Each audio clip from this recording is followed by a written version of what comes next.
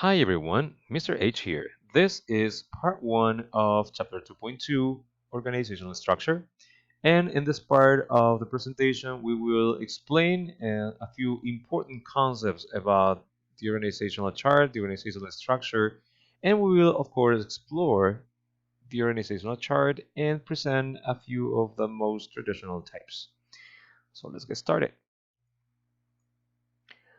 When we talk about organizational charts, we're talking about this graphic design that shows us the hierarchy of a business. Okay, it shows us the responsibilities, the functions, the roles, the reporting lines. It shows us in a graphic way who commands who and the specific positions they have in an organization. A common example could be something like this.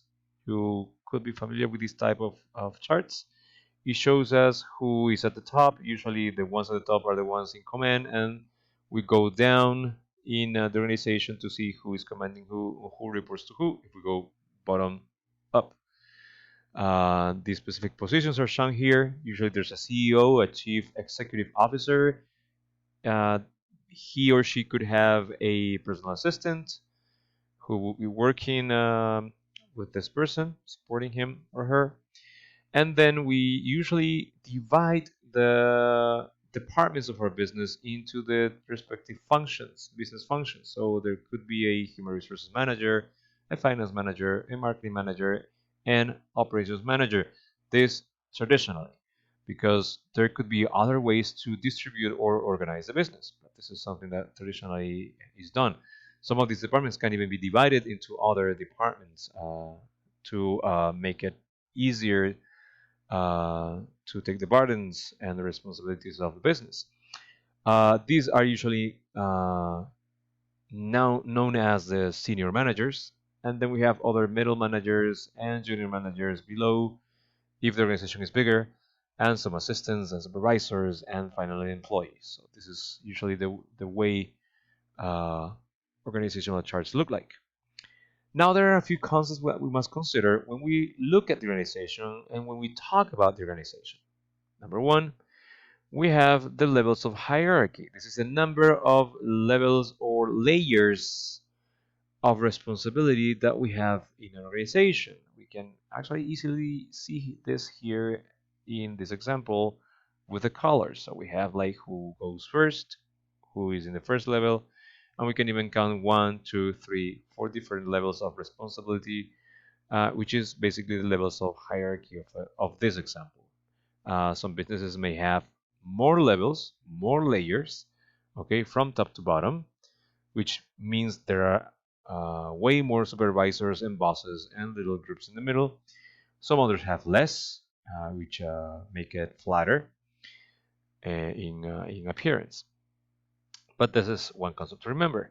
Another important concept to remember is the chain of command. The chain of command is the route of communications and decisions in a business. So it's basically the idea of who is talking directly to whom, who is making the decision about what below, who is communicating directly to who in the organization. So this is very important to remember because something that must remember at all times is that we have to respect this chain of command when we talk about communications and decision making in a business.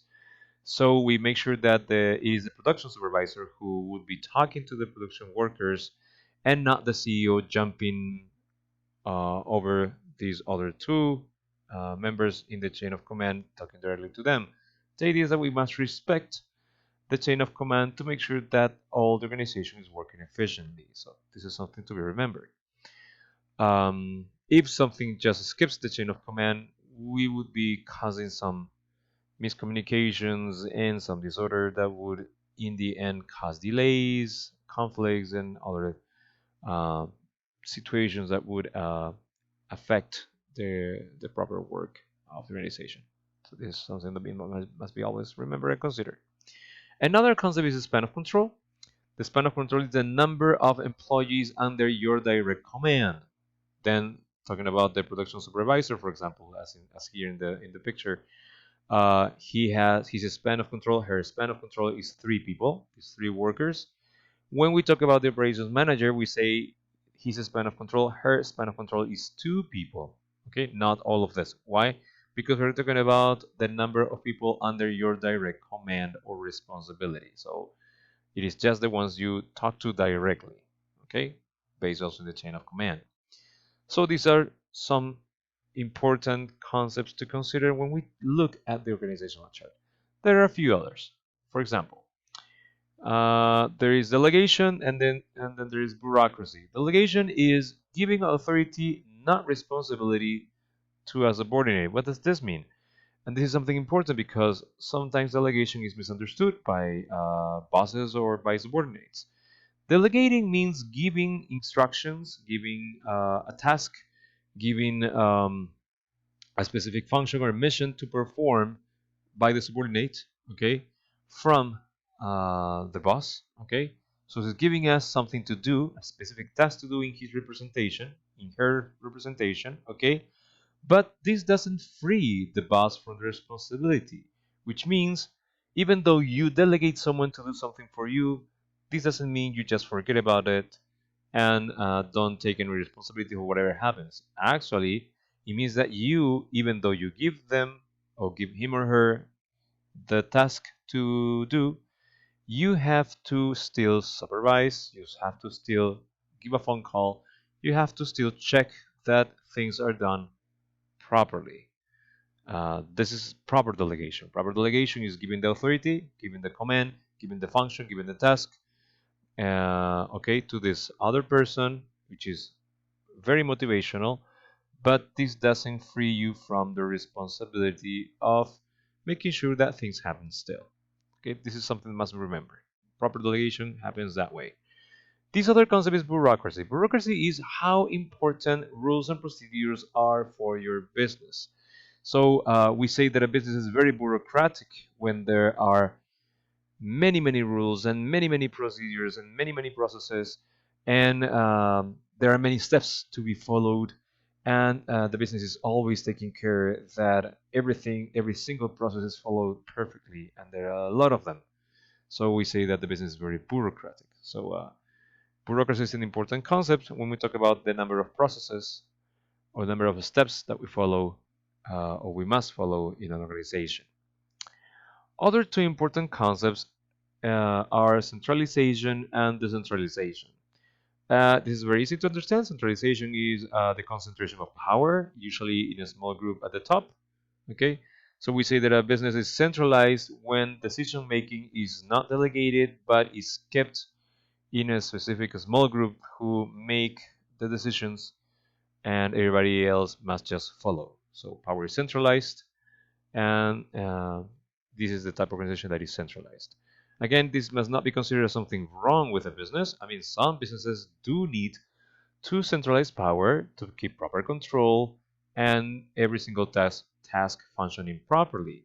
Okay, so don't see it as something wrong. Some organizations may need this type of power concentration. On the other hand, we have decentralization, which is distribution of power to other levels.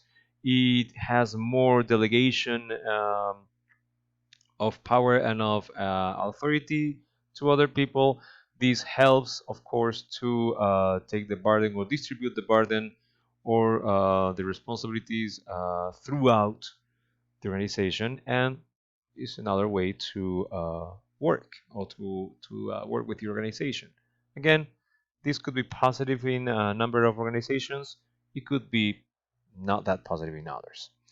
Then we have these other 2 concepts, delayering and downsizing. Delayering, as it says there, is reducing the levels of hierarchy. So if you have too many supervisors and bosses in the middle, delayering means we are taking some of those lines in the middle, some of those layers in the middle to reduce the level of hierarchy, okay, and then get people closer and make communications faster. And then we have downsizing. Downsizing is reducing the span of control, reducing the number of employees, okay, under your command, usually to cut out costs, to reduce costs, or to improve the efficiency of your business because maybe you have like too many people that you actually don't need. So this is also something we do. Okay, then we have all these concepts to remember. Keeping all this in mind, let's take a quick look at the different types of organizational charts. When we look at organizations, we can say that we can understand organizations by the levels of hierarchy and the span of control. It means by the number of layers and by the number of people under your control. And keeping that in mind, we can say that organizations can be tall. Okay, they may look like this with a lot of levels of hierarchy, okay, and a very narrow span of control. So this is small groups and many bosses in the middle. When this happens, it must be remembered that usually power is centralized. The chain of command is usually long because there are many layers, so many intermediate bosses to talk to before the information goes up or down. Leadership usually is autocratic, and delegation is usually limited. So instructions are given precisely, and they must be followed. The other way we can have organizations is the flat organizational chart. This is the opposite. In this case, we have a wide span of control, okay, and we have few layers. So there are few layers, so there are few levels of hierarchy, and there is a wide span of control. So there is more people under your command, but power is usually distributed. So power is decentralized, so it makes it easier. There's more autonomy then. The chain of command is short because there are few levels, so communications go faster. Leadership usually is democratic, or it tends to be democratic, okay, with meetings and sharing the decision with the groups. And delegation is increased. There's more chances for delegation here.